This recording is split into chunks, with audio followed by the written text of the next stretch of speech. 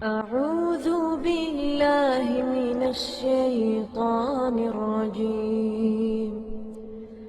بسم الله الرحمن الرحيم. ومن أحسن قولا ممن دعا إلى الله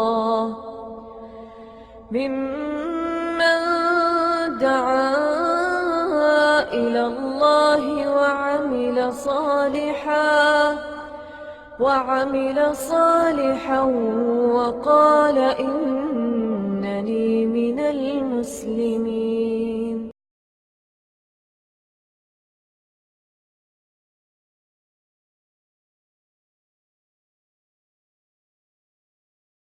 إن الحمد لله نحمده ونستعينه ونستغفره ونعوذ بالله من شرور أنفسنا ومن سيئات أعمالنا. من يهده الله فلا مضل له ومن يضلل فلا هادي له. وأشهد أن لا إله إلا الله وحده لا شريك له وأشهد أن محمدا عبده ورسوله.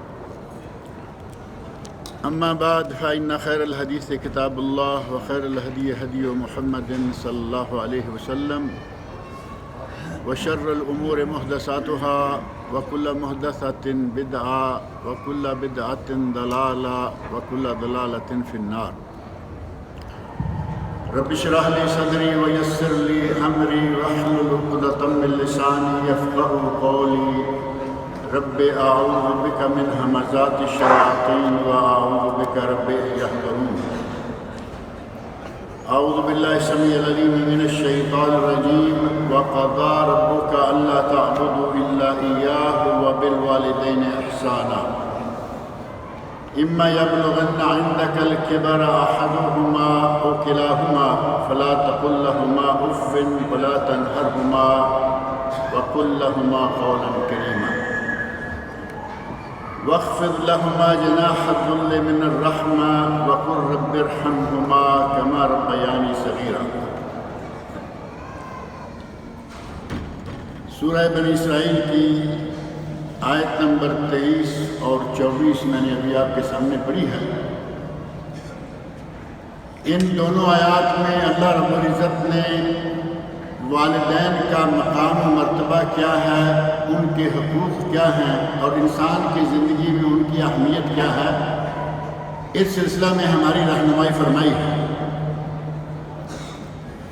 اور والدین کا مقام و مرتبہ قرآن کریم میں اسی مقام پر نہیں ہے، بلکہ قرآن کریم کے دیگر مقامات جن میں سے سورہ عنکبوت اور سورہ لقمان دو صورتیں ایسی ہیں کہ وہاں بھی اللہ رب العزت نے والدین کے بارے میں خاص نصیحت فرمائی. وَوَصَّيْنَا الْإِنسَانَ بِوَالِدَيْهِ حُسْنًا. ہم نے انسان کو یہ وصیت کی کہ وہ اپنے والدین کے ساتھ حسن سلوک سے پیش آئے. اور قرآن کریم کے دونوں مقامات کے علاوہ اللہ رب العزت نے سورۃ العنکبوت میں اور سورہ لقمان میں اس حد تک ارشاد فرمایا کہ اگر وَإِنْ جَاهَدَاكَ عَلَىٰ أَن تُشْرِكَ بِي مَا لَيْسَ لَكَ بِهِ عِلْمٌ، اور ایک جگہ ہے وَإِنْ جَاهَدَاكَ لِتُشْرِكَ بِهِ، اگر تیرے والدین یہ چاہیں کہ تو شرک کرے فَلَا تُطِعْهُمَا، تو ان کی اطاعت نہ کرو. لیکن یہ نہیں کہ مطلقاً اطاعت نہ کرو، بلکہ صرف اس غلط معاملہ میں، اس غیر شرعی معاملہ میں اطاعت نہ کرو. وَصَاحِبْهُمَا فِي الدُّنْيَا مَعْرُوفًا، لیکن دنیا داری معاملات میں تم ان کی خدمت خاطر تواضع کرتے رہو. اللہ رب العزت نے قرآن کریم میں فرمایا کہ میری عبادت کرو، اور صرف اسی پر اکتفا نہیں کیا بلکہ فرمایا کہ اپنے والدین کے ساتھ حسن سلوک سے پیش آؤ. اور والدین کے مقام کو نبی اکرم صلی اللہ علیہ وسلم نے اس حد تک پہنچا دیا کہ فرمایا جنت ماں کے پاؤں تلے اور باپ جنت کا دروازہ. ماں کے پاؤں تلے جنت، خدمت کر لو جنت پال، اور والد جنت کا دروازہ چاہے تو سنبھال کے رکھ لو، چاہے تو اسے ضائع کر لو، اپنے لیے بند کر لو.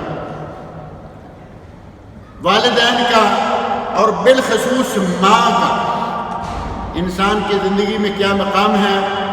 گزشتہ جمعہ آپ کے سامنے بنی اسرائیل کے ایک شخص جریج نامی شخص کا ایک واقعہ پیش کیا گیا تھا، جو کہ صحیح بخاری اور صحیح مسلم میں موجود ہے. اس میں نبی اکرم صلی اللہ علیہ وسلم ارشاد فرماتے ہیں کہ بچپن میں صرف 3 لوگ ایسے ہیں جنہوں نے بات کی. لم یتکلم فی المہد الا 3. بچپن میں صرف 3 لوگ ہیں جنہوں نے کلام کیا، بات کی. اور ان 3 لوگوں میں سے نبی اکرم صلی اللہ علیہ وسلم نے ارشاد فرمایا کہ ایک عیسیٰ علیہ السلام معروف ہے، اور دوسرے صاحب جریج، صوفی جریج کا ساتھی، جس کے واقعہ کی کچھ تفصیل گزشتہ جمعہ آپ کے سامنے رکھی گئی تھی. اور تیسرا وہ بچہ جو ماں نے گود میں لیا ہوا ہے. اس ماں کے پاس سے ایک گھوڑ سوار گزرا جو بڑا شان و شوکت کے ساتھ، بڑی خوبصورت شکل میں اور بڑے روبدار انداز سے گزر کے گیا. تو ماں نے دعا مانگی، یا اللہ میرے بیٹے کو اس طرح کا کر دے. بچہ دودھ پی رہا ہے. نبی صلی اللہ علیہ وسلم فرماتے ہیں کہ بچے نے ماں کے دودھ کو چھوڑا اور کہا، یا اللہ مجھے اس جیسا مت بنانا. بچہ ابھی شیرخوار ہے، چھوٹی عمر کا، جس عمر میں بچے نہیں بولتے.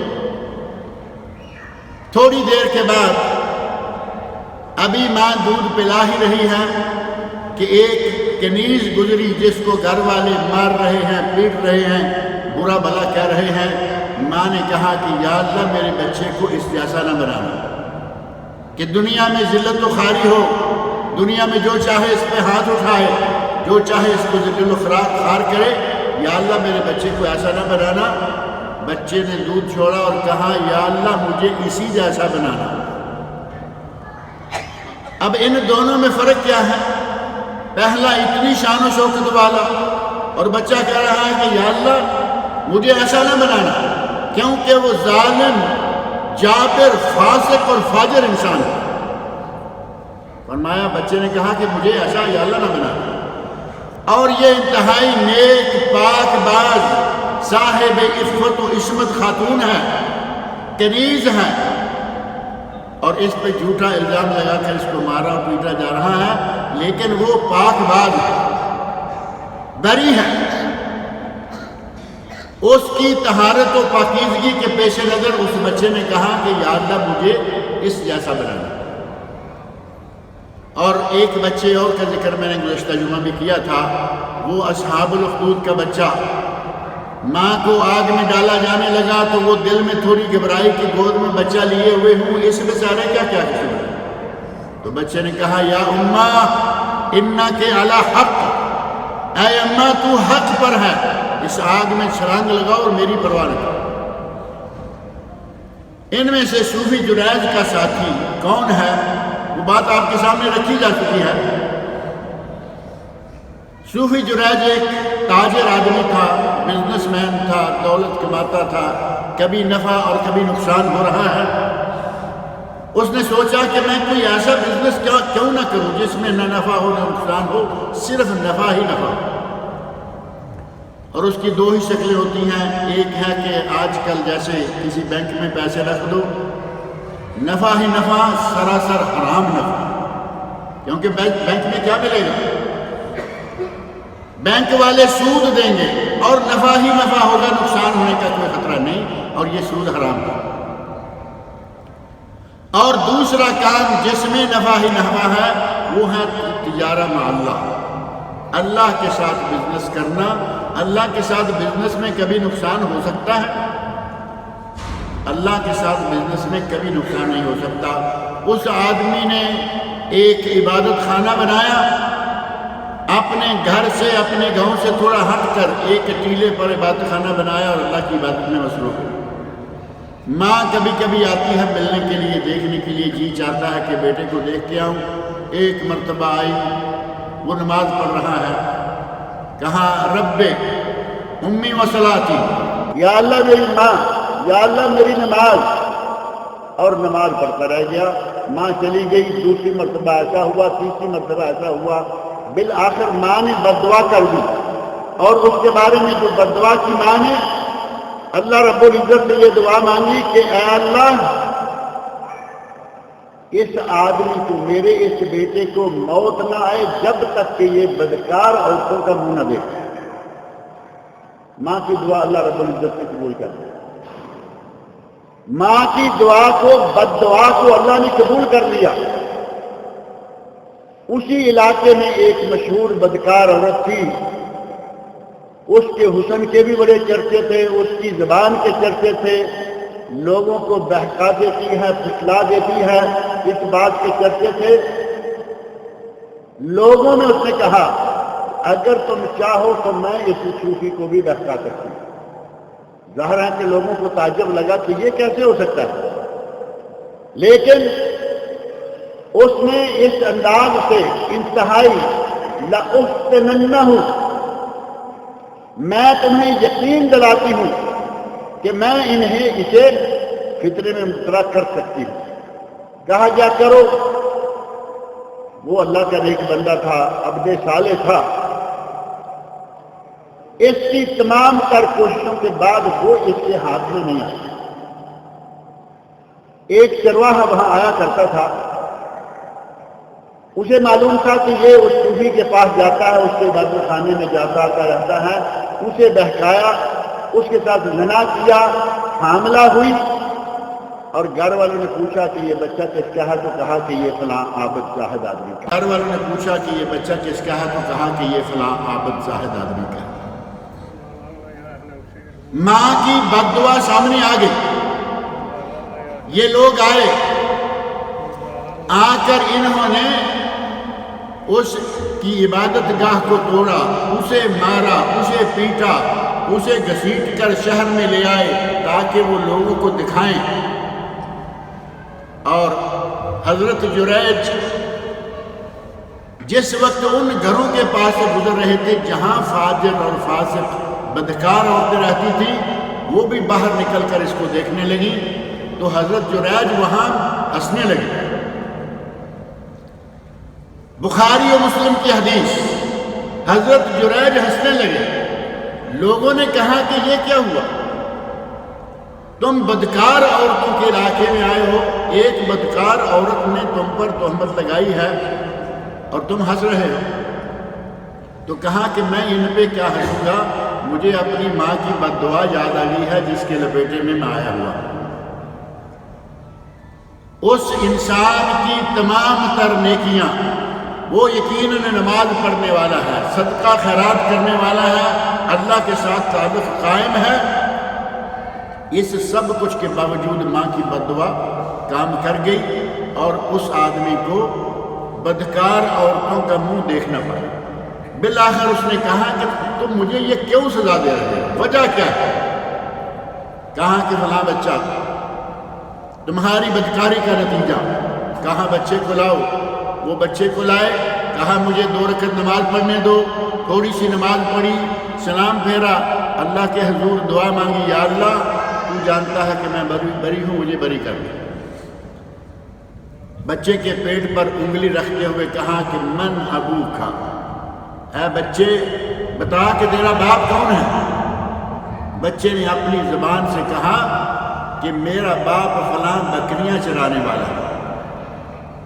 جیسے ہی یہ بات سنی، ظاہر ہے کہ سارے لوگوں کے ہوش اڑ گئے کہ یہ بچہ جو آج پیدا ہوا یہ بات کر رہا ہے اور اپنی زبان سے کہہ رہا ہے کہ میرا باپ فلاں ہے، فوری طور پر جھپٹے، ہاتھ چومے، پاؤں چومے، یہ کر رہے ہیں، وہ کر رہے ہیں، اور صوفی جرائج کو کہنے لگے کہ اگر تم چاہو نبنی لکا صومعتک من ذہب، ہم تیرا عبادت خانہ سونے سے بنا دیتے۔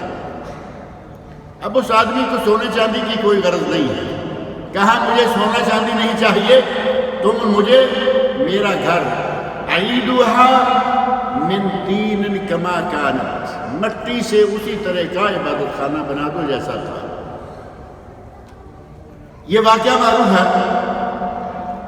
اس واقعہ سے پتہ چلتا ہے کہ آدمی چاہے کتنا نیک ہو، چاہے کتنا پرہیزگار کیوں نہ ہو، اگر وہ ماں کا نافرمان ہے، ماں باپ کا نافرمان ہے، اس کی پرہیزگاری کوئی کام نہیں ہے۔ اتنا پرہیزگار انسان کہ اللہ رب العزت نے اسے ساری دنیا کے سامنے بری کر دیا۔ اس عمر میں بچہ بولنے لگا جس عمر میں بچے نہیں بولتے، اس نے بری کر دیا، لیکن ماں کی بد دعا رائے گا نہیں دے۔ اپنی ماں کو خاص طور پر کبھی بھی زندگی میں ایسا موقع نہیں دینا چاہیے کہ وہ اپنے بچے کے لیے بد دعا کریں۔ نبی اکرم صلی اللہ علیہ وسلم نے یہ واقعہ بیان کر کے ہمیں کیا بتانا چاہا؟ قرآن کریم میں واقعات موجود ہیں، قرآن کریم میں بہت سارے واقعات موجود ہیں، بلکہ اہل علم نے قرآن کریم کے 3 حصے کیے ہیں۔ ایک توحید، اللہ رب العزت کی توحید، ایک حصہ قرآن کریم کا توحید سے بھرا ہوا ہے، دوسرا حصہ احکام سے بھرا ہوا ہے، اور تیسرا حصہ قصوں سے بھرا ہوا ہے۔ اور قرآن کریم کے قصوں میں عبرت ہے، نبی صلی اللہ علیہ وسلم کے بتائے ہوئے قصوں میں عبرت ہے، ہمارے لیے درس ہے، سبق۔ وہ درس کیا ہے؟ سب سے پہلی بات یہ کہ ماں باپ، اگر کسی کے ماں باپ ناراض ہیں تو اس پر اس کا رب بھی ناراض ہوگا۔ وہ نمازیں پڑھے، روزے رکھے، زکوٰۃ، صدقات، خیرات جو بھی چاہے کرتا رہے، ماں باپ ناراض ہیں تو اس پہ اس کا رب راضی نہیں ہو سکتا۔ واقعہ آپ کے سامنے ہے، ماں ناراض ہوئی، زبان سے بد دعا نکلی، اللہ رب العزت نے فوراً قبول کر لیا۔ نبی اکرم صلی اللہ علیہ وسلم کے ارشاد ہیں، رضا الرب فی رضا الوالدین، اللہ کی رضا والدین کی رضا میں، وسخط الرب فی سخط الوالدین، اللہ کی ناراضگی والدین کی ناراضگی میں۔ ماں باپ ناراض ہیں، اللہ خوش نہیں ہوگا۔ والدین خوش ہیں، چھوٹی موٹی عملی کوتاہیوں کو بھی اللہ تعالیٰ معاف کرے گا، لیکن والدین خوش ہوں تب۔ اس واقعہ میں ہمیں یہ بتایا گیا کہ کسی کی عبادت کام نہیں دے گی جب تک ماں باپ کو راضی نہ رکھے۔ معمولی بات پر والدین سے قطع کلامی کر لینا، معمولی بات سے باپ سے نہیں بول رہے، ماں سے نہیں بول رہے، سال ہر سال قطع تعلق۔ اللہ رب العزت نے فرمایا وَقَضَىٰ رَبُّكَ أَلَّا تَعْبُدُوا إِلَّا إِيَّاهُ وَبِالْوَالِدَيْنِ إِحْسَانًا، اللہ کا یہ حکم ہے کہ عبادت اللہ کی اور اس کے بعد والدین کے ساتھ حسن سلوک کرو۔ پہلا سبق یہ ہے کہ اپنے ماں باپ کو راضی رکھو، کبھی بھی ان کو ناراض ہونے کا موقع نہ دو۔ وہ ناراض ہو گئے تو رب بھی ناراض ہو جائے گا۔ اور اس صوفی جرائج کے واقعہ میں دوسرا سبق یہ ہے کہ ہمیں اپنے رب کے ساتھ بھی تعلق قائم رکھنا چاہیے۔ اگر رب کے ساتھ ہمارا تعلق اچھا رہے گا، دنیا جہاں مل کے آپ کو ذلیل کرنا چاہے نہیں کر سکے۔ ان بدخماش لوگوں نے اس بدکار عورت کو اس نیک انسان کے پیچھے لگایا کہ اس کو ذلیل کرو۔ اللہ رب العزت نے بری کیا، کیونکہ اللہ کے ساتھ اس کا تعلق صحیح تھا۔ تعلق غلط کہاں تھا؟ ماں کے ساتھ۔ اللہ کے ساتھ تعلق صحیح ہے لیکن ماں کے ساتھ غلط ہوا۔ اگر اللہ کے ساتھ تعلق صحیح ہوگا تو ماں نے بد دعا کی، پھر اس کے بعد اللہ نے اپنے اس تعلق کے ذریعے آدمی کو بری کر دیا۔ اپنے رب کے ساتھ تعلق قائم رکھیں، عبادت کے ساتھ، نماز، روزہ، زکوٰۃ، حج، خیرات کے ساتھ اگر اللہ کے ساتھ تعلق بحال رہا تو پھر انشاءاللہ کوئی خطرہ نہیں ہے۔ والدین کی عزت خدمت کرنا ہماری دنیاوی، اخلاقی، دینی ہر اعتبار سے ہماری ذمہ داری ہے۔ اور اسی واقعہ میں ایک بات یہ بھی ہے کہ نیک اور صالح انسان کسی ایسی مصیبت میں مبتلا ہو تو یہ نہ کہ وہ ہاتھ پاؤں پھول جائے کہ اب میں کیا کروں، فوری طور پر اللہ کی طرف توجہ کرے اور اللہ سے مدد مانگے۔ حدیث میں موجود ہے نبی اکرم صلی اللہ علیہ وسلم کا اپنا عمل مبارک کیا تھا، اذا حزبہ امر فزع الی الصلاۃ۔ اگر نبی صلی اللہ علیہ وسلم کو کبھی کوئی پریشانی، کوئی ایسی بات گھبراہٹ والی آتی، آپ فوراً نماز شروع کر دیں۔ چاند کو گرہن لگتا ہے تو نماز ہے نا، سورج کو گرہن لگتا ہے تو نماز ہے۔ چاند اور سورج کو گرہن لگنا گھبراہٹ والی باتیں ہیں یا نہیں؟ اور اگر کبھی آندھی آتی، طوفان آتا، نبی صلی اللہ علیہ وسلم فوراً مسجد میں پہنچ جاتے اور نماز شروع کر دیتے۔ مقصد یہ کہ آدمی کو گھبرا کر، ایسا نہیں کہ آدمی، بعض لوگوں کو دیکھا گیا کہ پریشانی میں آ کر نمازیں تک چھوڑ دیتے۔ اب تو وقت ہے کہ پہلے سے بھی زیادہ نمازیں پڑھو، پہلے سے زیادہ اللہ کو یاد کرو۔ گھبراہٹ ہوئی، کچھ عجیب سے کام بھی ہوتے ہیں۔ نمازی آدمی تھا، نماز چھوڑ دی، بے داڑھی آدمی تھا، داڑھی رکھنا شروع کر دیا۔ یہ سمجھ نہیں آتی کہ یہ پریشانی میں داڑھی رکھنا کیسی نشانی ہے۔ پہلے داڑھی نہیں ہے، ڈیلی داڑھی کو صاف کرتا ہے، پریشانی میں مبتلا ہوا، داڑھی چھوڑنا شروع کر دیا۔ پریشانی ہو تو اللہ سے تعلق قائم رکھو۔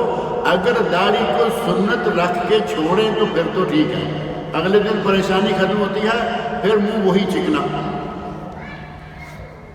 پریشانی میں اللہ کی طرف رجوع کرے۔ نبی صلی اللہ علیہ وسلم نے اللہ کی طرف رجوع کرنے کا ہمارے سامنے نمونہ بنا دیا۔ تکلیف آئے فوراً نماز پڑھیں۔ اور اس آدمی نے کیا کیا ہے؟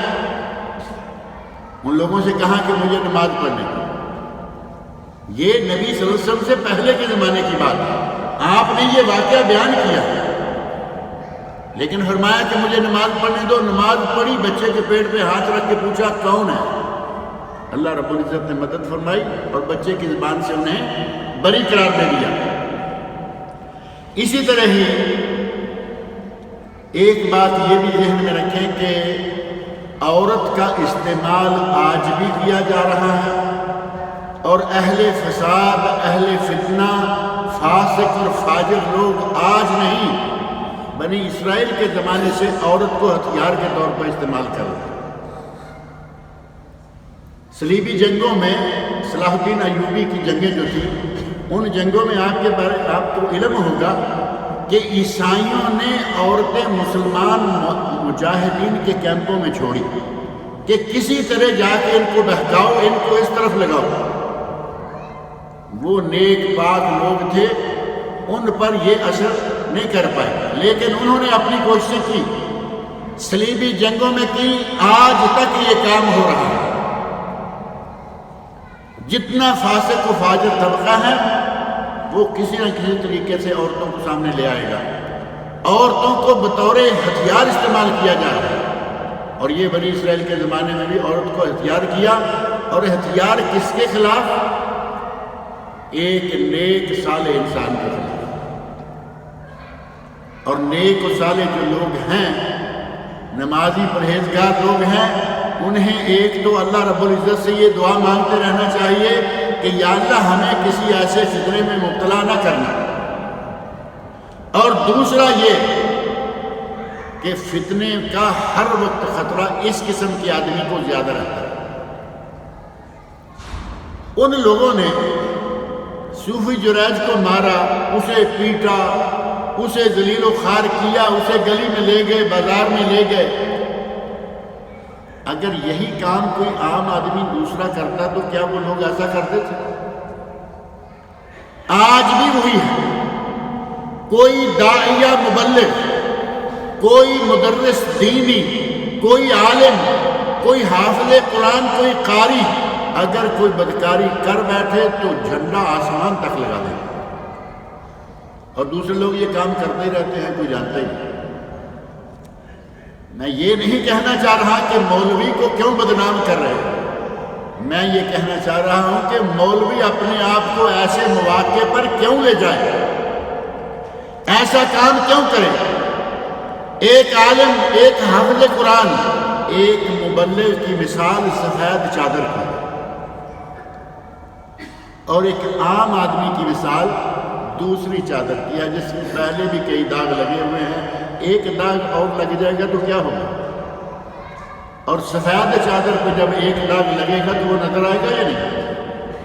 پوری چادر پر ایک ہی دھبا ہے، وہ صاف نظر آئے گا۔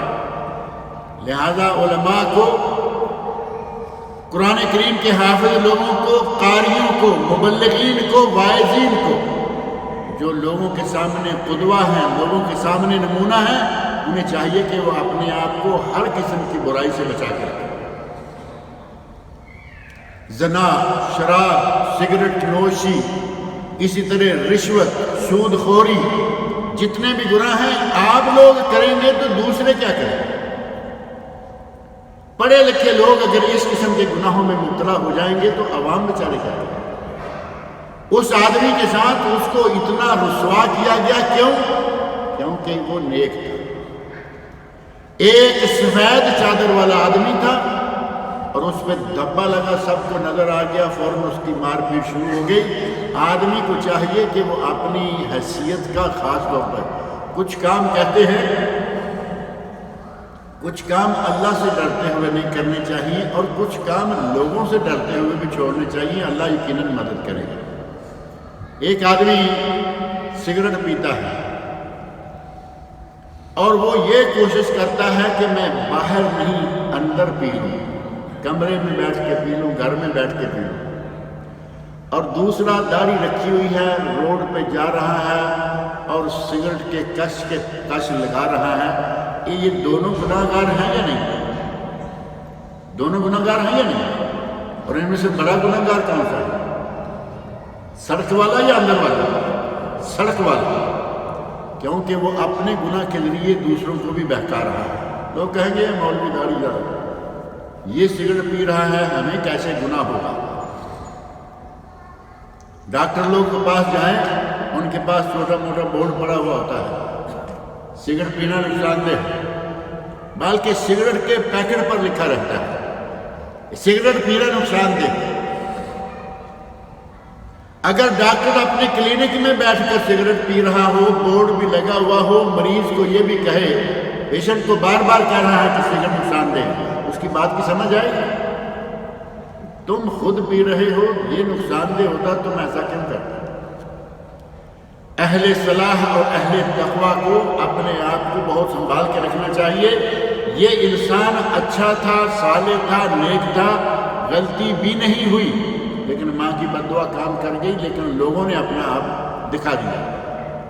حضرت عثمان، فاسق اور فاجر لوگ دوسروں کو بھی اپنے جیسے دیکھنا چاہتے ہیں۔ حضرت عثمان رضی اللہ عنہ فرماتے ہیں، ودت الزانیہ لو زنى النساء كلهن، زانی عورت چاہتی ہے کہ ساری دنیا کی عورتیں زانی ہو جائیں۔ میں بری ہوں، ساری دنیا کی عورتیں بری ہو جائیں، اور یہ ہو جائے اور وہ ہو جائے۔ عورت نے، ماں نے کہا کہ اے اللہ لا تمتہ حتی ینظر الی وجوہ المومسات، اے اللہ اس کی موت نہ آئے جب تک یہ فاسق اور فاجر عورتوں کا منہ نہ دیکھ لے۔ منہ دیکھنا پڑا یا نہیں؟ اسے مجبوراً ماں کی بددعا کے نتیجے میں فاسق فاجر عورتوں کا منہ دیکھنا پڑا، اور جو اپنی مرضی سے کھل کھلا کے شب و روز فاسق و فاجر عورتوں کا منہ نہیں، بلکہ ان فاسق و فاجر عورتوں کا آدھے سے زیادہ ننگا بدن دیکھے، اس کے بارے میں کیا خیال ہے؟ آج ہمارے میڈیا نے عورت کو نیم اوریاں کر دیا، نیم اوریاں، معمولی سا کپڑا بچ گیا ہے، بازار میں جا کے دیکھیں، آپ کو شریف عورت، شریف بیٹی، شریف بہن اور شریف بہو کے لیے پورے لباس کا کپڑا حاصل کرنا مشکل ہو جاتا ہے۔ کسی کا بازو نہیں، کسی کی ٹانگ پوری نہیں، کسی کا یہ نہیں، کسی چھوٹے چھوٹے کپڑے۔ اریانی کو اتنا رواج دیا جا رہا ہے، اور پھر وہ اریانی صرف بازار میں، مارکیٹ میں، کپڑے میں نہیں، ریڈیو ٹیلی ویژن پر، ٹیلی ویژن میں، اخبارات میں، مجلات میں، انٹرنیٹ پر، آپ کے اس وقت میڈیا کے جتنے بھی ذرائع ابلاغ ہیں ان سب میں عورت کو ننگا کر دیا گیا، اور مرد کو اب اجازت ہے کہ وہ جو چاہے کرے۔ ہمارے موبائل بڑے مفید ہیں لیکن بہت ہی خطرناک ہیں، اسی طرح ہمارے لیپ ٹاپ، کمپیوٹر بڑے مفید ہیں اور انتہائی خطرناک ہیں۔ اگر کوئی آدمی، کچھ عرصہ پہلے پاکستان میں ایک عالم دین ہیں جاوید صاحب سیالکوٹ میں، ان سے ہمارے ساتھ جانے والے ایک صاحب نے پوچھا کہ آج کے دور میں اگر آدمی کو ولی بننا ہو یا اپنے آپ کو سنبھالنا ہو تو کیا کرنا چاہیے؟ وہ تھوڑا تھوڑا بات کو ٹالتے رہے اور یہ جماع کے ساتھ لگے رہے کہ نہیں، کیا آدمی کرے کہ آدمی نیک ہو جائے، گناہوں سے بچ جائے؟ تو انہوں نے بڑی مختصر سی بات کہی، کہا اپنی آنکھ کو صاف رکھو، اپنے کان کو صاف رکھو، اپنے موبائل کو صاف رکھو، ولی ہو جاؤ گے۔ کیا خیال ہے آپ لوگوں کا؟ کان کو گناہوں سے پاک رکھو، آنکھوں کو گناہوں سے پاک رکھو، اور اپنے موبائل کو فحاشی سے پاک رکھو، ولی ہو جاؤ گے۔ ہمارے موبائل غلاظتوں سے بھرے ہوئے، ہماری آنکھیں ہر وقت گناہ کرنے والی، ہمارے کان ہر وقت گناہ کرنے والے، ہم ولی کیسے ہو سکتے ہیں؟ اگر آدمی کو ولی بننا ہے تو اسے کچھ نہ کچھ، اور ہمیں وہ ولی بھی نہیں آپ کو بنانا کہ کپڑے اتار کے کسی کونے پر بیٹھ جائیں تو یہ ولی ہے، بلکہ ہمارے بعض ساتھیوں نے کہا کہ جتنے کپڑے تھوڑے اتنا بڑا ولی، جتنے کپڑے کم اتنا بڑا ولی، اور جس کے کپڑے ہی نہ ہوں تو پھر تو وہ اولیاء کا بھی سردار ہو۔ یہ ولی نہیں، صحیح معنوں میں جو بھی مومن ہے وہ اللہ کا ولی ہے، جو آدمی پابند صوم و صلاۃ ہے وہ اللہ کا ولی ہے۔ ولی بننے کے لیے کچھ چیزوں کی ضرورت ہے، اور ان میں سے خاص طور پر یہ کہ ٹیلی ویژن، انٹرنیٹ، یہ وہ ان چیزوں کے استعمال میں بڑی احتیاط کریں تاکہ آپ کی آنکھیں بھی بچ کے رہیں، آپ کے کان بھی بچ رکھیں، اور اپنے موبائل کو بھی بچا کے رکھیں۔ اسی طرح اس صوفی صاحب کے درس میں اس واقعہ میں یہ بات بھی موجود ہے، گزشتہ جمعہ میں یہ ذکر کی تھی کہ اگر وہ عالم ہوتے تو وہ پہچانتے کہ نماز اولا ہے یا ماں کا حکم اولا ہے۔ وہ عالم دین نہیں تھے، بلکہ ایک روایت میں باقاعدہ آیا، بعض روایت میں ہے لو کان جریج عالما، اگر جریج عالم ہوتا تو اسے یہ معلوم ہوتا کہ ماں کی بات مان لوں یا نفل میں قائم رہوں۔ اہل علم نے کہا ہے کہ ماں آواز دے تم نفل پڑھ رہے ہو فوراً چھوڑو اور ماں کی آواز میں لبیک کہو، اگر فرض میں مبتلا ہو تو اپنے فرضوں کو مختصر کر دو تاکہ ماں کے انتظار کے اندر ہی آپ وہاں پہنچ جائے۔ فرض ہیں مختصر کر دو، نفل ہیں چھوڑ دو، کینسل کر دو۔ لیکن وہ شخص عالم نہیں، عابد تھا، اور وہ معروف کلمات آپ کے کانوں میں بولتے رہتے ہیں کہ عالم اور عابد کا فرق کیا ہے۔ ایک عالم شیطان پر ہزاروں عابد سے زیادہ بھاری ہوتا ہے، عابد کو شیطان فوراً بہکا لیتا ہے کیونکہ اس بیچارے کے پاس علم نہیں ہوتا، لیکن عالم کو شیطان کا بہکانا ذرا مشکل ہوتا ہے۔ آج کل تو آسانی سے بہکائے جا رہے ہیں۔ اسی طرح کے بہت سارے اسباق اس واقعہ کے اندر موجود ہیں۔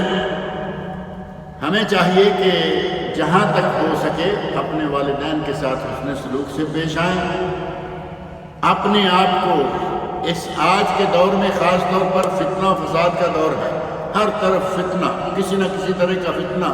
نبی صلی اللہ علیہ وسلم نے فرمایا سب سے بڑا فتنہ جو بنی اسرائیل پر تھا وہ کون سا تھا؟ عورت کا فتنہ۔ اور آج وہ فتنہ منہ کھولے کھڑا ہے، عورت کو بازار میں، عورت کو دکان میں، عورت کو سپر مارکیٹوں میں، ہر جگہ عورت کو کھلا چھوڑا جا رہا ہے۔ یہ بہت بڑا فتنہ ہے۔ اور اسی میں ایک درس یہ بھی ہے کہ ماں باپ کو چاہیے کہ اپنی اولاد کے خلاف ایسے ہی بد دعا نہ کریں۔ ماں باپ کی بد دعا جب سنی جاتی ہے تو ماں باپ کو چاہیے کہ بد دعا نہ کریں، دعا مانگیں۔ بچہ صحیح نہیں ہے تو بجائے اس کے کہ یہ کہیں کہ اللہ تجھے غارت کرے، آپ یہ کہیں کہ اللہ تجھے ہدایت دے۔ کیا ہوا؟ وہی 4 کلمات ہیں، لیکن اس سے دل کا جو زہر ہے وہ صحیح نہیں نکلتا۔ اللہ تجھے ہدایت دے، زہر نہیں نکلتا، اللہ تجھے غارت کرے، زہر نکل جاتا ہے۔ تھوڑا سا اپنے آپ پر کنٹرول کریں۔ نبی اکرم صلی اللہ علیہ وسلم نے ارشاد فرمایا ہے، صحیح مسلم اور ابو داؤد میں حدیث ہے، لا تدعوا علی انفسکم، اپنے آپ پر بد دعا نہ کرو۔ اپنے لیے بد دعائیں کرتے ہیں یا نہیں؟ کئی لوگ اپنے لیے بد دعائیں شروع کر دیتے ہیں۔ ولا علی اولادکم، نہ اپنی اولاد کے خلاف بد دعائیں کرو۔ ولا تدعوا علی خدمکم، اپنے نوکر چاکر کے خلاف بد دعا نہ کرو، غلاموں کے خلاف بد دعا نہ کرو۔ ولا تدعوا علی اموالکم، اپنے مال کے خلاف بد دعا نہ کرو۔ چلتے چلتے گاڑی کسی وجہ سے رک گئی، کھڑی ہو گئی، باہر نکلا، زور سے پہلے گاڑی کے ایک کونے میں ٹھڈا مارا اور پھر کہا جو ہمارا انداز ہے بد دعائیں دینے کا، اپنی گاڑی بند ہو گئی، اس کو ٹھڈے مار رہے ہیں، گرمی نکال رہے ہیں زبان سے اپنی گاڑی کے خلاف۔ یہ مال کے خلاف بد دعائی ہے، مال کے خلاف بد دعا نہیں، اپنی جان کے خلاف بد دعا نہیں، اولاد کے خلاف بد دعا نہیں، اپنے نوکروں کے خلاف بد دعا نہیں۔ کیوں؟ فرمایا لا توافقوا من اللہ تبارک و تعالی ساعۃ نیل، کہیں ایسا نہ ہو کہ اللہ رب العزت کی وہ گھڑی ایسی ہو جس میں وہ دعاؤں کو قبول کرتا ہے۔ اگر وہ ایسی ہی گھڑی ہوئی جس میں وہ دعاؤں کو قبول کرتا ہے، آپ نے بد دعا کی، فَيَسْتَجِيبُ لَكُمْ، تو وہ بد دعا قبول ہو جائے گی۔ گاڑی برباد ہو گئی، بچے کا نقصان ہو گیا، پیسے مال میں نقصان ہو گیا۔ اپنے خلاف، اپنے متعلقہ لوگوں کے خلاف بد دعا نہ کریں۔ والدین اپنی اولاد کے خلاف خاص طور پر بد دعا نہ کریں، بلکہ ان کے لیے دعا مانگیں۔ اللہ رب العزت مجھے اور آپ سب لوگوں کو کتاب اللہ اور سنت رسول پر چلنے کی توفیق عطا فرمائے۔ ہمارے یہ بھائی جو یہاں بیٹھے ہیں طاہر صاحب، ان کی خالہ فوت ہو گئی ہیں، ان کے لیے دعا کریں کہ اللہ رب العزت ان کی مغفرت فرمائے، ان کی بشری کوتاہیوں کو اللہ تعالیٰ معاف کرے، اللہ تعالیٰ ان کو جنت الفردوس میں اعلیٰ مقام عطا فرمائے۔ جنازہ کی نماز کا طریقہ کیا ہے؟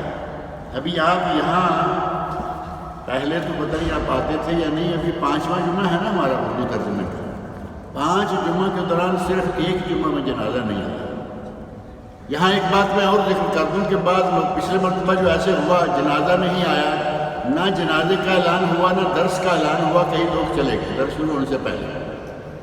آپ اتنی جلدی سے کام نہ لیں، تھوڑا رک جائیں، جنازہ نکل گیا، اعلان ہوا نہیں ہوا، بلکہ یہ ذہن میں رکھیں کہ اگر اعلان نہیں ہوتا تو انشاءاللہ درس ہوگا، اور اگر درس کبھی نہ ہونا ہوا تو میں کوشش کروں گا کہ فوراً نماز کے بعد اعلان ہو جائے کہ آج درس نہیں، تاکہ آپ کو زیادہ بیٹھنا نہ پڑے، آپ اعلان کی وجہ سے نہ نکل جائیں۔ پچھلی مرتبہ ایسے ہی ہوا، جب آپ 4 مرتبہ مسلسل یہاں جنازہ پڑھ چکے ہیں، اب اس سوال کی مجھے سمجھ نہیں آئی کہ یہ سوال کیوں کیا گیا ہے کہ نماز کا طریقہ کیا ہے۔ مجھے لگتا ہے کہ جو ہمارے یہاں طریقہ ہے اس کی نسبت یہاں کچھ فرق ہے، تو کسی کو یہ سمجھ میں نہیں آ رہا۔ پہلی بات یہ کہ 4 تکبیر ہیں، معروف ہے جنازہ کی 4 تکبیریں ہیں۔ اور جو ہمارے یہاں باقاعدہ ہاتھ اٹھا کے وہ شروع کر دیتے ہیں نا 7 4 تکبیر کے، وہ نہیں، صرف اللہ کے لیے دل میں نیت کریں کہ میں اس کا جنازہ پڑھنے جا رہا ہوں۔ نیت کا مقام صرف دل، جیسا کہ برصغیر پاک و ہند کی معروف فقہ حنفی کی کتاب میں لکھا ہوا ہے النیہ محلھا القلب، نیت کا مقام دل ہے، زبان نہیں۔ زبان سے کوئی کلمہ نہ کہیں، صرف دل سے آپ یہ ارادہ کریں کہ میں جنازہ پڑھنے جا رہا ہوں، اللہ اکبر، پہلی تکبیر کہیں، اور پہلی تکبیر کے بعد اعوذ باللہ بسم اللہ الحمدللہ، یعنی سورہ فاتحہ پڑھیں۔ یہاں سورہ فاتحہ پڑھی جاتی ہے، اور پھر جا کے 3 دن مسلسل کسی کے گھر میں تعزیت کرنی ہو تو دوبارہ سورہ فاتحہ نہیں پڑھی جاتی۔ سنت سے ثابت ہے کہ پہلی تکبیر کے بعد جنازہ کی، پہلی تکبیر کے بعد فاتحہ پڑھی جاتی ہے۔ ہمارے پاک و ہند میں جہاں سنت ہے اس کو چھوڑ دیتے ہیں، گھر میں جتنی مرتبہ جائیں گے پڑھو فاتحہ، پڑھو فاتحہ، پڑھو فاتحہ، پڑھو، اور عجیب انداز اختیار کریں گے۔ 2 آدمی اکٹھے چلے گئے، جا کے بیٹھتے کہیں گے جی پڑھو فاتحہ، ان لوگوں نے فاتحہ شروع کر دی، جس کو آتی ہے جس کو نہیں آتی، جو بھی ہے، حکا سگرٹ بھی چل رہا ہے، فاتحہ بھی ساتھ چل رہی ہے، اور جیسے ہی انہوں نے ایسے کیا، دوسرا کہتا ہے 1 مرتبہ پھر پڑھو فاتحہ، یعنی حاضری لگانے والی بات۔ پہلے نے اپنی آواز میں کہا تھا، گھر والا پتہ نہیں سن پایا یا نہیں، اب میری بھی آواز سن لے کہ میں بھی آیا ہوں، 1 مرتبہ پھر پڑھو فاتحہ۔ جہاں فاتحہ تھی وہاں پڑھی نہیں، جنازہ پڑھ کے گئے، یہاں فاتحہ نہیں پڑھی، بلکہ وہاں صرف سبحانک اللہم و بحمدک پڑھ کے اللہ اکبر دوسری رکعت شروع ہے، دوسری تکبیر کہہ دیتے ہیں۔ سنت رسول سے ثابت ہے کہ پہلی تکبیر کے بعد سورہ فاتحہ، اگر کوئی چاہے تو کوئی اور صورت بھی پڑھ سکتا ہے، جیسے الہاکم التکاثر عموماً پڑھتے ہیں کہ یہ اس موقع سے مناسبت رکھنے والی صورت، نہیں تو سورہ فاتحہ کافی ہے۔ دوسری تکبیر کے بعد ہے درود شریف، اللہم صلی اللہ علیہ وسلم۔ تیسری تکبیر کے بعد دعا، اللہم اغفر لحینا و میتنا و شاہدنا، اور دعائیں بہت دعائیں ہیں۔ اگر کسی کو عربی اچھی آتی ہو، مرد کے لیے عورت کے لیے صیغہ بدل سکتا ہے، بدل لے، نہیں بدل سکتا تو یہ مطلقاً اس میں مرد کے لیے، عورت کے لیے، مذکر کے لیے، مؤنث کے لیے، حاضر کے لیے، غائب کے لیے، سب کے لیے دعا ہے۔ اور بچہ ہے تو اس کے لیے چند کلمات الگ سے ہیں۔ اس طرح نماز جنازہ پڑھیں، جب 4 تکبیر مکمل کریں، 4تھی تکبیر کے بعد سلام پھیر دیں۔ ایک طرف سلام پھیرنا صحیح حدیث سے ثابت ہے، یہی ایک خاص جگہ لگتی ہے جس میں ہمارا اور پاکستان کا واضح فرق نظر آتا ہے، پاکستان انڈیا کا۔ باقی تو گزارا ہو جاتا ہے کہ سبحانک اللہ شاید پڑھی ہوگی، یا جبکہ سبحانک اللہ ہے نہیں، فاتحہ، پہلی تکبیر کے بعد فاتحہ اور 4تھی تکبیر کے بعد سلام، ایک سلام پھیر لینا کافی ہے، صحیح تر حدیث سے ثابت ہے۔ لیکن اگر کوئی دوسری طرف پھیرتا ہے، بعض اہل علم نے تو یہاں تک کہا ہے کہ دوسری طرف کا سلام جنازے کے لیے ثابت ہی نہیں، لیکن جمہور اہل علم دونوں طرف جائز قرار دیتے ہیں۔ داڑھی کا خط کیا جا سکتا ہے، داڑھی کیسی رکھنی چاہیے، نبی صلی اللہ علیہ وسلم کی داڑھی کیسی تھی؟ نبی صلی اللہ علیہ وسلم کی داڑھی مبارک پورے آپ کے سینہ مبارک پر تھی، بڑی داڑھی تھی، گھنی داڑھی تھی۔ اب اس سے زیادہ تفصیل جو ہے وہ نہیں بتائی جا سکتی کہ ہم نے دیکھی نہیں، جو کتابوں میں آتا ہے کہ آپ کے سینہ مبارک پہ چھائی ہوئی تھی، بڑی تھی، گھنی تھی اور خوبصورت تھی۔ اب رہا خط کا کہ خط کیا جا سکتا نہیں، افضل اور صحیح تر بات یہ ہے کہ داڑھی کے ساتھ چھیڑ چھاڑ نہ کی جائے، داڑھی کو رہنے دیں جیسی ہے اور مکمل حالت میں رہنے دیں، لمبائی چوڑائی اوپر سے نیچے سے کہیں سے بھی نہ چھیڑیں۔ اور جہاں تک تعلق ہے داڑھی کے سائز کا، کئی لوگ کہیں گے جی اس کو 1 مٹھی کے بعد کاٹنا سنت سے ثابت ہے۔ نبی صلی اللہ علیہ وسلم سے صراحتاً کوئی ایسی حدیث نہیں ملتی جس میں مٹھی کے بعد کاٹنے کا ذکر ہو۔ البتہ حضرت عبداللہ بن عمر رضی اللہ عنہما اور بعض دیگر صحابہ کے عمل سے پتہ چلتا ہے کہ وہ مٹھی کے بعد داڑھی کو کاٹ دیا کرتے تھے۔ اب یہ صحابی کا عمل ہے، اور بعض علماء نے کہا کہ چونکہ وہ ایسے صحابی تھے جو انتہائی فرما بردار رسول اور انتہائی پیروی سنت پہ عمل کرنے والے تھے، اور اگر انہوں نے ایسا کیا ہے تو یقیناً ایسی کوئی بات ہوگی، انہوں نے نبی صلی اللہ علیہ وسلم سے کچھ سنا ہوگا اور اسی پر عمل کرتے ہوئے انہوں نے داڑھی کاٹی ہوگی۔ لیکن وہ بھی داڑھی ہر وقت نہیں کاٹتے رہتے تھے، حج یا عمرہ کیا، صفا مروہ سے باہر نکلے اور داڑھی کو پکڑا، مٹھی سے نیچے جو آئی اس کو کاٹ دیا۔ ہمارا تو ہر روز کا عمل ہے نا، وہ ایسے موقع پہ کاٹتے تھے۔ لہذا اگر کوئی پوری داڑھی رکھتا ہے جتنی ہے تو وہ افضل ترین عمل ہے، اور اگر کوئی اس گنجائش پہ عمل کرتا ہے تو وہ بھی کم از کم کتنی ہوئی، اگر گنجائش پہ کنسیشن بھی چاہیے تو کتنی ہونی چاہیے؟ کم از کم ایک مٹھی سے باہر تک، ایک مٹھی سے باہر، اور جو اس سے اوپر جائے گا 1 انچ، آدھا انچ، خشخشی داڑھی، بڑے اچھے اچھے نام بھی ہیں، فرینچ کٹ، یہاں سارا نکال دیا اور یہاں تھوڑا سا رکھا ہوا۔ ایک مرتبہ ایک صاحب کو دیکھا کہ اس کی داڑھی کے اوپر اگر ایسے صرف انگلی کا پورا رکھ دیں تو داڑھی ختم ہو جاتی ہے۔ مشین بھی ہے سائڈوں میں اس طرح، یا بلیڈ، یہاں موٹی مشین، چھوٹے تھوڑے سے بال ہیں اور وہ بھی یہاں نشانی کے طور پر کچھ رکھا ہوا، اور داڑھی کے بڑے آج کل ڈیزائن ہیں، یہاں سے یہاں، یہاں سے یہاں، پھر یہاں سے یہاں، اور نیچے سے بھی پھر اسی طرح تھوڑے سے بال رکھ لیے، اور داڑھی کو اتنے ڈیزائن دیے جا رہے ہیں کہ داڑھی کو نعوذ باللہ کھلونا بنا کے رکھ دیا۔ یہ نبی کی اور انبیاء کی سنت، اور داڑھی کا رکھنا واجب، داڑھی کا رکھنا واجب، نبی اور انبیاء سب کی سنت، اور تم اس کے ساتھ کھیلو، کہیں اوپر سے نیچے، نیچے سے اوپر، ایسے اور ویسے۔ داڑھی کا احترام کریں، یہ نبی اکرم صلی اللہ علیہ وسلم کا بہت ہی اہم حکم ہے۔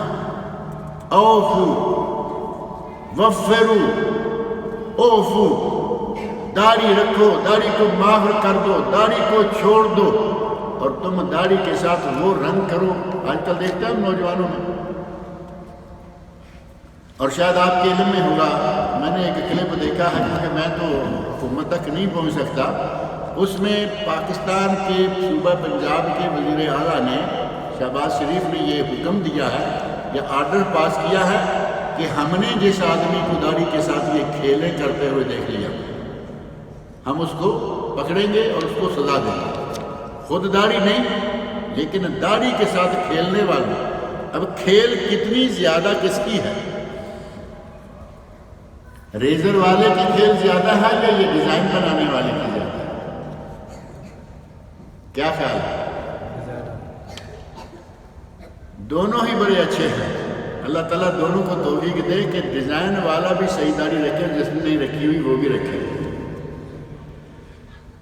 رفع الیدین کرنا اور نہ کرنا، کیا نبی صلی اللہ علیہ وسلم نے بغیر رفع الیدین کے کبھی نماز پڑھی ہے؟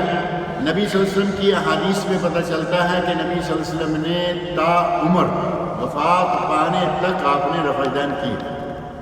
رفع الیدین وہ سنت ہے جس پر چاروں خلفائے راشدین متفق ہیں، چاروں خلفائے راشدین، پھر 6 صحابی اور داخل کریں، 10 مبشرہ، 10 مبشرہ، 10 مبشر بالجنہ صحابی متفق ہیں، اور 50 صحابہ کرام سے سینکڑوں احادیث اور آثار مروی ہیں کہ کیا کرنا چاہیے؟ رفع الیدین کرنا چاہیے۔ اب اتنے 50 صحابہ ایک طرف، 10 مبشرہ ایک طرف، خلفائے راشدین ایک طرف، اور ایک صحابی ایک طرف، کس عمل کو لینا چاہیے؟ میں نام بعد میں بتاتا ہوں۔ 50 صحابہ، 10 10 مبشرہ، چاروں خلفاء والا عمل لینا چاہیے یا ایک صحابی والا عمل لینا چاہیے؟ تھوڑی آواز سے بتائیں۔ 50 والا چاہیے نا، 50 صحابہ ہیں، ان میں 10 مبشرہ 10 ہیں، انہی میں چاروں خلفاء راشدین ہیں۔ وہ سارے کہہ رہے ہیں کہ رفع دین کرنی چاہیے۔ ایک حدیث آ گئی حضرت عبداللہ بن مسعود رضی اللہ تعالی عنہ سے، ایک حدیث، جب کہ ان کا اپنا عمل بھی ثابت ہے کہ وہ رفع دین کیا کرتے ہیں، لیکن کسی موقع پہ کہا کہ میں نماز پڑھ کے دکھاتا ہوں، اور نماز پڑھ کے دکھائی اور وہاں انہوں نے رفع دین نہیں کی۔ حضرت عبداللہ بن مسعود رضی اللہ عنہ سے بھول ہو سکتی ہے یا نہیں؟ صحابی تھے، انسان ہی تو تھے، نبی تو نہیں تھے۔ نبی بھی انسان ہوتا ہے، لیکن اللہ اسے غلطی کرنے نہیں دیتا۔ نبی غلطی کرنا بھی چاہے تو اللہ فوراً روک دیتا ہے۔ یا ایھا النبی لما تحرم ما احل اللہ، واقعہ مشہور ہے نا سورہ تحریم میں۔ حضرت عبداللہ بن مسعود رضی اللہ عنہ مان لیتے ہیں کہ نہیں کرتے تھے، مان لیتے ہیں کہ انہوں نے اس موقع پر بھی نہیں کی۔ اب 4 خلفاء راشدین، 10 عشرہ مبشرہ، 50 صحابہ، سینکڑوں حدیثیں، وہ ساری چھوڑیں گے اور اس طرف آئیں گے، کیونکہ اس طرف ہمارے امام صاحب نے بھی کہا ہے۔ اور اس سے زیادہ خطرہ یہ رہتا ہے کہ ایسے کیا تو یہ سارے ہماری مسجد والے کہیں گے کہ یہ کہاں سے آ گیا وہابی۔ اللہ کے نبی کی سنت کے لیے اتنا خوف، اتنا ڈرپوک آدمی ہو، اگر کہیں آپ کو فتنے کا خطرہ نظر آتا ہے کہ ایسا کرنے سے فتنہ بپا ہوگا، الگ ہو جائیے، دوسری مسجد میں چلے جائیے، فتنے کا آغاز نہ کریں، لیکن سنت کو سنت سمجھ کے ادا کریں، یہ بہت ضروری ہے۔ آخری سوال ہے کہ ایک عمرہ کر کے پھر دوسرا عمرہ کیا کر سکتے ہیں؟ کیونکہ لوگ کہتے ہیں کہ ایک سفر میں ایک ہی عمرہ ہونا چاہیے، کچھ لوگ 2 کرتے ہیں اور دوسرا کرنے کے لیے مسجد عائشہ سے احرام باندھ کے آتے ہیں، کیا یہ صحیح ہے؟ یہ کس کے لیے ہیں؟ یہ لوکل ہوں یا باہر سے ہوں جو لگا؟ پہلی بات یہ ہے کہ نبی صلی اللہ علیہ وسلم مدینہ منورہ سے تشریف لاتے رہے، آپ نے ساری عمر میں 4 عمرے کیے اور 4 سفروں میں ایک ہی عمرہ کیا ہے، اور اس وقت مدینہ سے آنا 450 کلومیٹر کا سفر کر کے آنا، جو پیدل اور اونٹ سوار سفر ہے، آج کے سفر سے مشکل تھا یا آسان تھا؟ آج ساری دنیا کے آخری کونے سے بھی آ جائیں اتنی مشقت نہیں ہوگی جتنی اس وقت مدینہ سے مکہ آنے میں تھی۔ آپ ایک عمرہ کر کے واپس چلے گئے۔ اب صحیح تر عمل نبی صلی اللہ علیہ وسلم کا عمل ہوگا یا مولویوں کا عمل ہوگا؟ میں ایک مولوی نہیں کہتا، ساری دنیا کے علماء مل کر کہیں کہ زیادہ کرنا چاہیے، اور نبی نے نہیں کیا، کوئی ثابت نہیں کر سکتا کہ آپ نے ایک سفر میں زیادہ عمرے کیا۔ 2 امکان ہے، جو لوگ جدہ میں اترتے ہیں، جدہ میں اترے، مکہ مکرمہ گئے، عمرہ کیا، احرام اتارا، 2 دن 4 دن رہے، کارواں والے وہاں لے گئے مدینہ منورہ، وہاں سے واپس مکہ آنا ہے، پھر احرام باندھ کے آئیے، 2 عمرے تو نارمل ہو گئے۔ یہ آپ کا دوسرا عمرہ مدینہ منورہ سے، کیونکہ وہ حدود حرم سے، میقات سے باہر ہے۔ اب یہ جو مسجد عائشہ میں آتے جاتے بار بار کرتے ہیں، ان کا نبی صلی اللہ علیہ وسلم سے اس طرح کا ثبوت نہیں ملتا۔